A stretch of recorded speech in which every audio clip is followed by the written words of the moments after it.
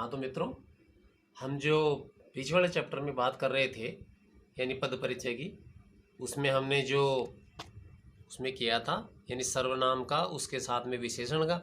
अब हमारा अगला चैप्टर है क्रिया का पद परिचय कैसे किया जाए। तो क्रिया का पद परिचय आज हम करेंगे। मैं हरपुल कुमार, व्याख्याता हिंदी, श्री बलराम उच्च माध्यमिक आदर्श विद्या मंदिर, बस्सी।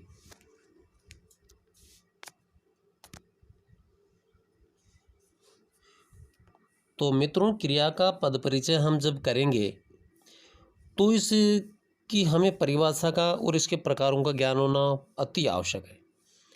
तो इसकी जो परिभाषा है हम सभी जानते हैं परिभाषा में कि क्रिया यानी कर्ता द्वारा जो कार्य किया जाता है वो ही क्रिया कहलाता है।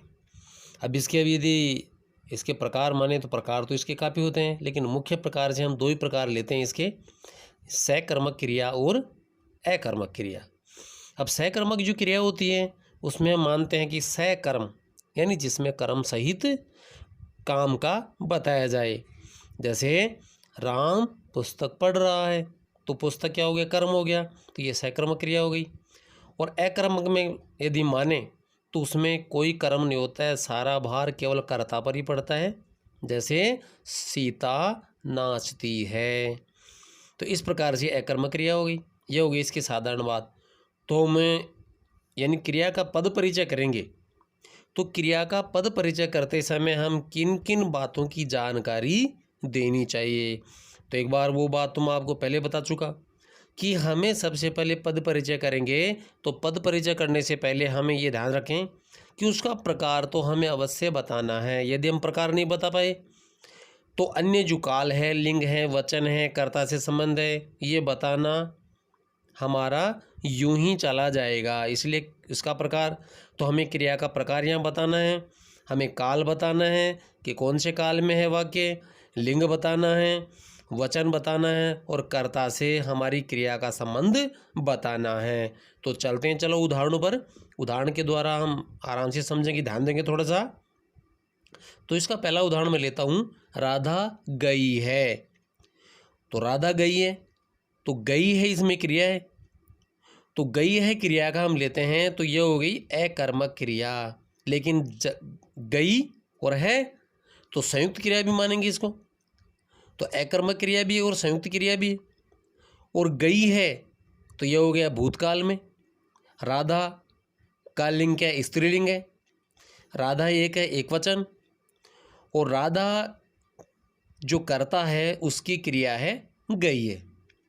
दूसरा उदाहरण इसके देखते हैं, रमा पुस्तकें पढ़ती है। तो पढ़ती है यहाँ पर क्रिया है तो सकर्म हो गई क्योंकि वो पुस्तकें पढ़ रही है। और संयुक्त क्रिया भी क्योंकि पढ़ना और होना, तो संयुक्त क्रिया होगी। और पढ़ती है तो वर्तमान काल का ब्यौरा हो रहा है। रमा स्त्रीलिंग में है, रमा एक वचन है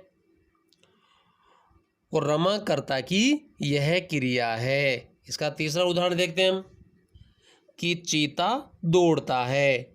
तो दौड़ता है यहाँ पर क्रिया है तो अकर्मक हो गई, लेकिन दौड़ना और होना तो संयुक्त क्रिया भी हो गई। और ये वाक्य हमारा वर्तमान काल को संबोधित कर रहा है। और जो चीता है वो पुल्लिंग एक वचन है और चीता कर्ता की क्रिया है दौड़ना। हम इसका चौथा उदाहरण देखें, मैंने तुमको पुस्तकें दी। तो दी यहाँ पर क्रिया है तो मुख्य क्रिया भी है और द्विकर्मक भी है, क्योंकि पुस्तकें और तुमको तो दोनों दो कर्म यहाँ पर संबोधन हो रहा है, इसलिए द्विकर्मक हो गया। वैसे क्रिया सकर्मक है क्योंकि पुस्तकें दी जा रही है। भूतकाल में है वाक्य क्योंकि देना साबित हो चुका है। स्त्रीलिंग है क्योंकि पुस्तकें दी। वैसे इस वाक्यों को हम पुल्लिंग में भी ले सकते हैं। बहुवचन है क्योंकि पुस्तकें एक से अधिक हैं। और मैंने कर्ता की यहाँ पर क्रिया है। इसका पांचवा उदाहरण देखें तो राम बाग में पुस्तक पढ़ रहा था। तो पढ़ रहा था क्रिया है तो इसका पद परिचय हो जाएगा। पढ़ना और होना यानी पढ़ रहा था तो संयुक्त क्रिया हो गई, लेकिन पुस्तक पढ़ रहा है सहकर्मक क्रिया भी है। रहा था भूतकाल में है, राम का लिंग पुल्लिंग है तो पुल्लिंग है, राम अकेला एक वचन में है, और राम ये स्वयं यहाँ करता है इसकी क्रिया है। इसका उदाहरण आगे से देखें।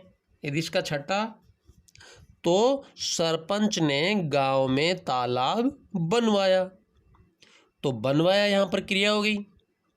तो सरपंच अपनी प्रेरणा से वहाँ पर कार्य करवाया इसलिए प्रेरणात्मक क्रिया भी है, और तालाब बनवाया इसलिए सहकर्मक क्रिया है। बनवाया भूतकाल और सरपंच यहाँ पर पुल्लिंग के अर्थ में एक वचन, और सरपंच जो करता है उसकी क्रिया है बनवाना।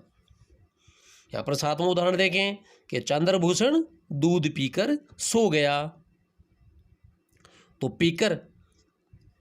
पीकर पूर्वकालिक है क्योंकि दूध पीकर फिर सोया है तो पूर्वकालिक क्रिया भी है, और सहकर्मक है क्योंकि दूध पीकर सोया है, भूतकाल में है, और चंद्रभूषण पुल्लिंग में है एक वचन है, और चंद्रभूषण जो करता है उसकी क्रिया का रूप है ये।